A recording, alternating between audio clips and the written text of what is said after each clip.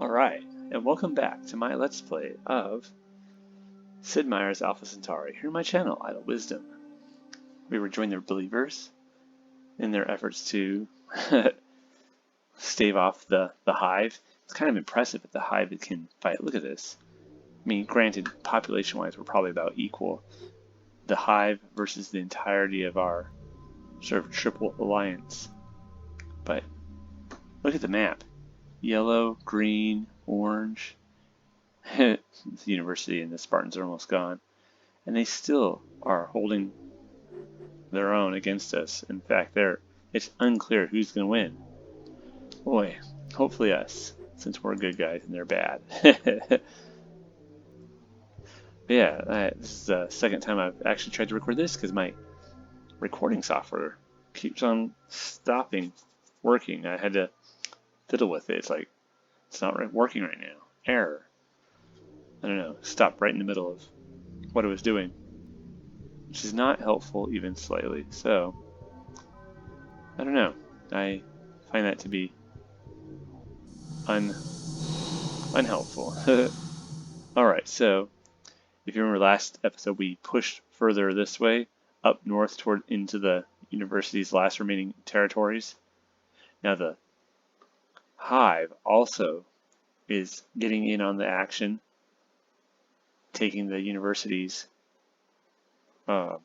territories, which is not helpful to us. So, what do we have here? Let's leave you here. And what is here? Now you've already moved. Okay, you chill. You chill. You chill. You are a Grav Quantum Shock Troops. Let's actually have you build something else now. What should we have them build? Let's build Orbital Defense Pod. I want to have as many of those as possible within, reason. Get up there, get up. Okay, so the Quantum Marines are here. Yeah, actually you come down here, and you go this way as well. Terraform complete. Build a road. Indigenous life form. Ruh-roh. What are you?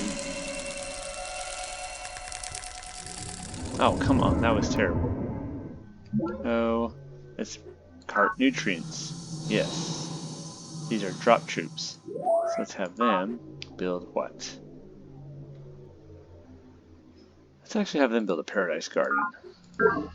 And you can drop over here. And if you remember, the hive took this town from the Gaians, and then they kicked a bunch of our units behinds, which was unpleasant. But we took the working man's hold over here, so that's cool. Oh.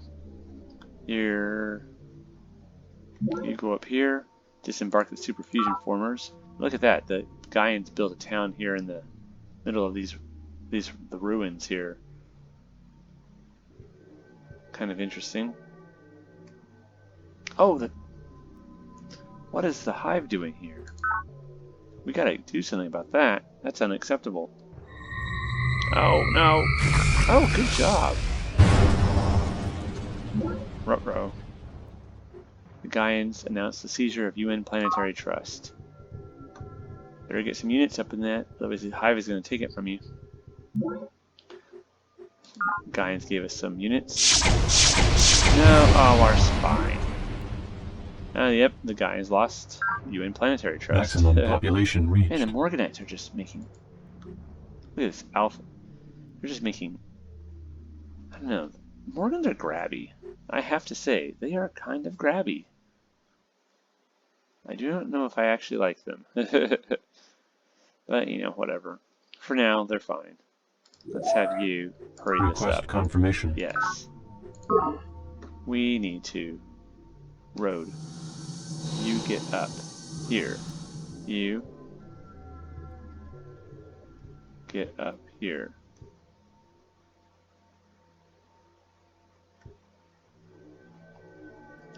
Just chill. Let's have them build their. Hurry. Request confirmation.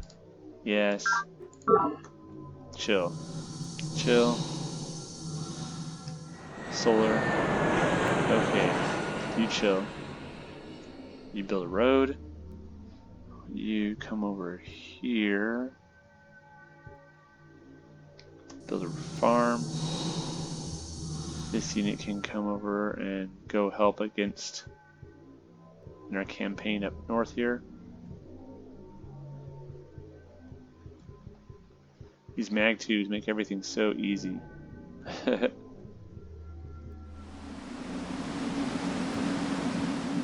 We need to do something about the hive up here. They're up on our continent, which is unacceptable. Okay, you go down here and chill. You chill. Good.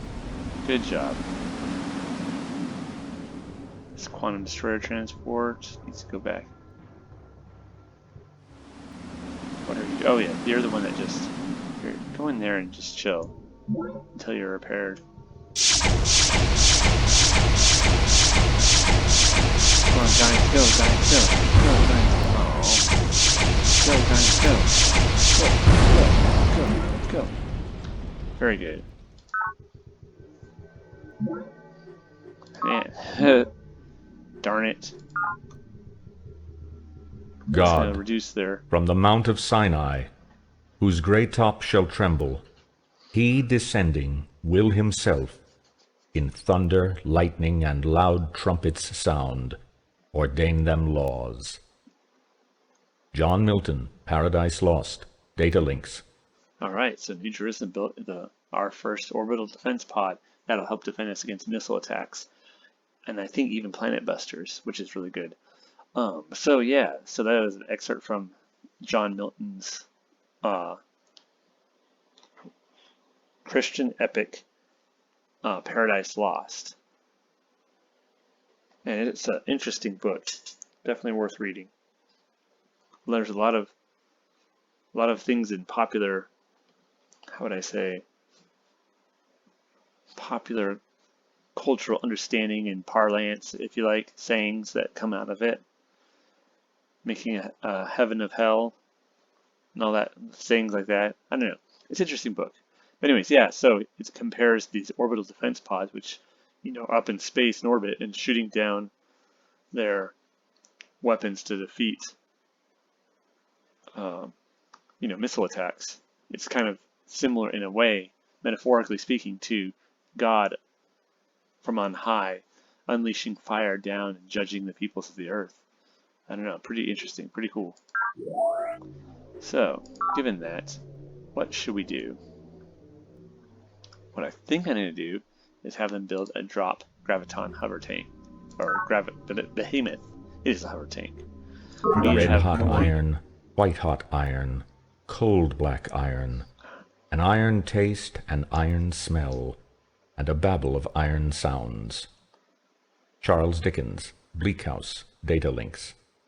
Alright, so we built our first Nessus mining station, and these are, of course, automated iron mining stations, but it's a reference back to an excerpt from Charles Dickens, and Dickens wrote in the mid 19th century, and wrote a lot about the conditions and the plight of the working class in industrial England during the Industrial Revolution, and when the plight of the worker was very, very terrible. I mean, not that it's entirely great nowadays, but in England it was very terrible then, because people were so desperate and willing to work in any manner of conditions, oftentimes due to the fact that so many people had been dispossessed off their traditional farmlands by the old landed gentry, which, in the time of Henry VIII and Elizabeth, had been able to dispossess the church, to take the lands that it had acquired over,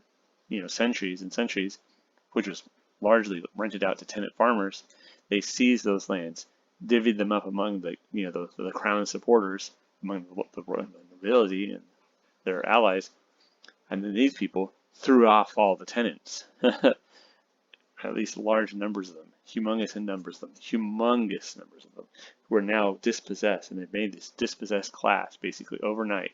And then now that they had no place to stay, they became vagrant, and so the powers that be passed anti-vagrancy laws, which made it a crime to basically have no place to live, and so they were made all the more miserable.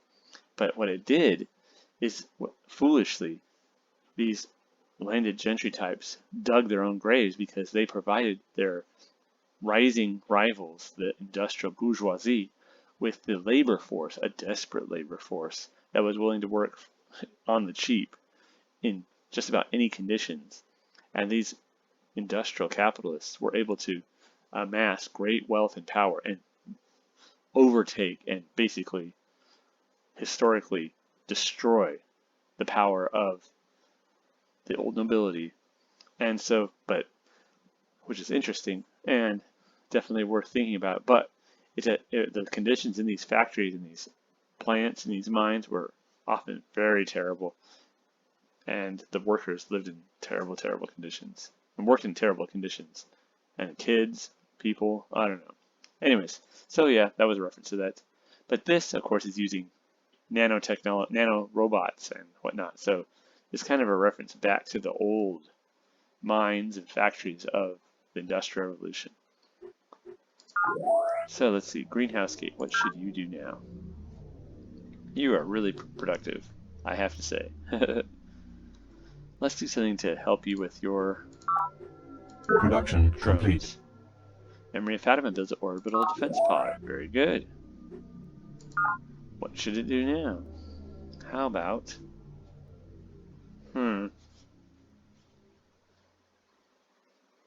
How about a tree farm? Help with its Production drone complete. things. Academy Park builds a tachyon field. Alright, cool. Oh my goodness, you guys are so slow. How about you build a command center? That'll be easy for you, and good. Alrighty. What should I have you do? I think I'll have you come up here as well. Everybody up. Road. Road. Come on. You go up here.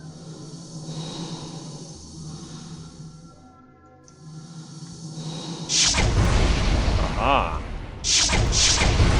Caught these helicopters on the ground. And we took it. Meow, meow, meow. Oh, no technology, darn it. Oh, well. That's fine. Chill. Okay, we got some shard artillery. Oh, jeez.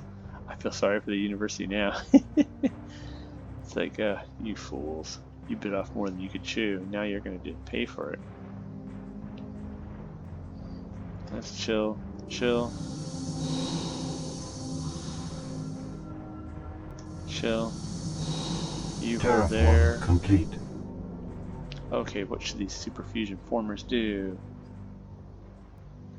Farm it.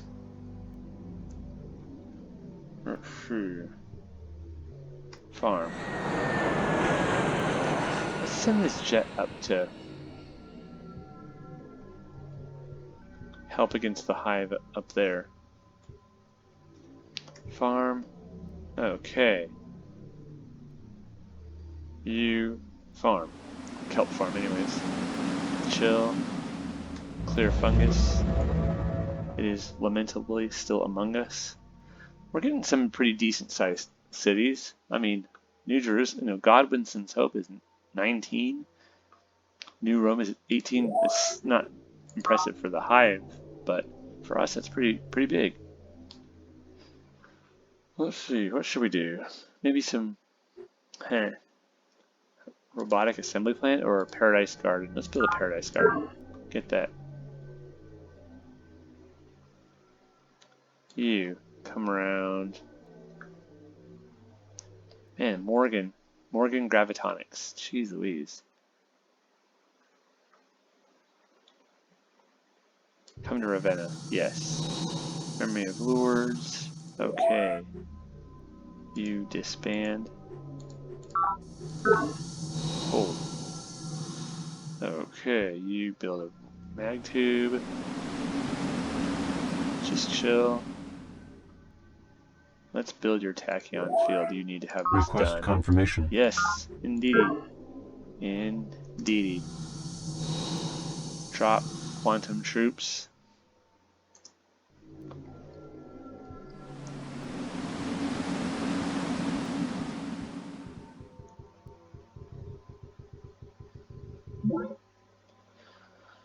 All right. So, this is a very Hive thing to make. The Fecundity Tower builds the self-aware colony, and it is basically a colony of nanomachines. It's basically supposedly self-aware, and it's basically there to maintenance everything in the city, in the facilities, and to do security and watch everything and everyone. And you see in the cutscene a small group of like dissidents, and they've sprayed graffiti everywhere, and it's saying "We must dissent." And they're hunted down as the cities or the facility is locked down as the self-aware security colony. Just basically hems them in until finally they're trapped, I guess, in an alley, and they're killed by laser fire, and then the graffiti is burnt off with laser maintenance devices. And we hear Sister Miriam say, "Will we next create false gods to rule over us? How proud we have become, and how blind. Sister Miriam Godwinson, we must dissent." Yeah, so are we going to create artificial intelligence systems? Whether they truly are intelligent or not is beside the point. But are we going to create these and then give all the administration and decision making in our society over to these machines? It's a good question. How proud and how blind. Yes, that is really creepy. Golden Age begun. UN Planetary Trust has entered an intellectual golden age. Energy output and population growth increased. I imagine the university is rather distraught at thinking about the fact that their base entered an intellectual golden age when we took it over. Alrighty, let us... Alright, cool. The happy life is thought to be one of excellence. Now, an excellent life requires exertion, and does not consist in amusement. If eudaimonia, or happiness, is activity in accordance with excellence, it is reasonable that it should be in accordance with the highest excellence, and this will be that of the best thing in us. Aristotle, Nicomachean Ethics, Data Links. Alright, so we've achieved eudaimonia, and if you've taken any philosophy, you've probably, moral philosophy or whatever, you've probably run into this concept of eudaimonia. I learned about it when I was undergrad, taking classes, introduction classes in philosophy at the local community college in my town, from a really good instructor named Bob Webb, who was the air traffic controller by actual profession, but he also taught philosophy classes. I took Introduction to Symbolic Logic and Introduction to Moral Philosophy or something like that. And yeah, eudaimonia. The word literally means like you. The EU means like good. And daimonia is like a daimon is like a spirit. It's the root or a base word that we get the word demon, a daimon, a spirit. And so eudaimonia is a state of good or good spiritedness. In English, it's usually translated as, we don't just use the word eudaimonia, the best thing is like blessedness, a state of blessedness, or a state of, yeah. Happiness is sometimes used as well, but happiness has too much of a connection, both etymologically, but by the history of the word itself, and also the way we use it. Too much of a connection to chance and happenstance. Hap. I think it's an Anglo-Saxon word, which is hap means like chance or luck or something like that. So, happiness is always sort of connected to like, oh, I won the lottery, now I'm happy. I'm happy that happened.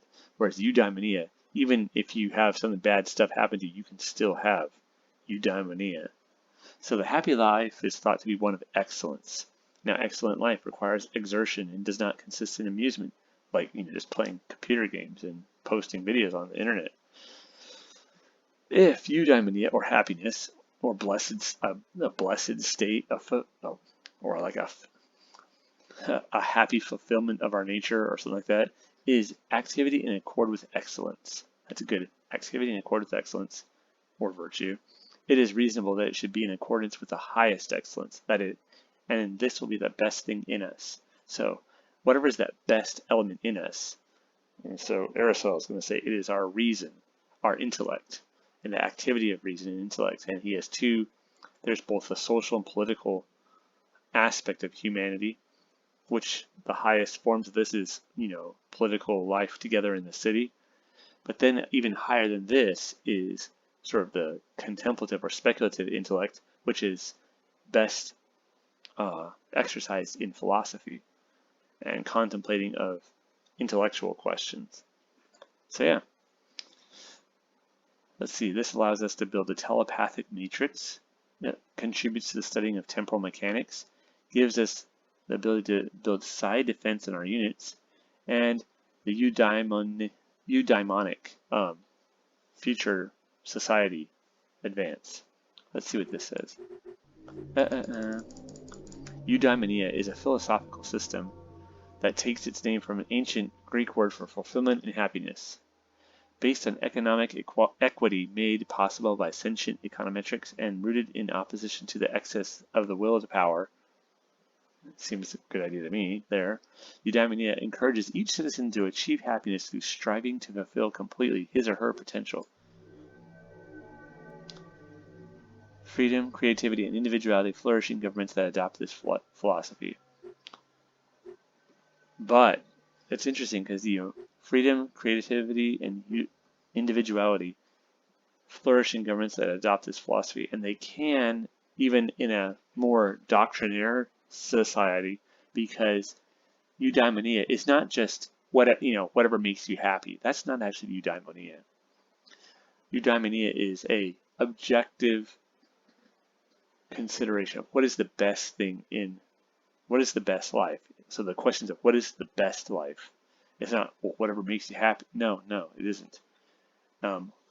What makes you happy is going to be the best life. So we have to figure out what is the best life. And we saw Aristotle talk about it is that which is a life that is lived in accordance with excellence, and the excellence of the best part of us, which is reason, and reason functioning rightly.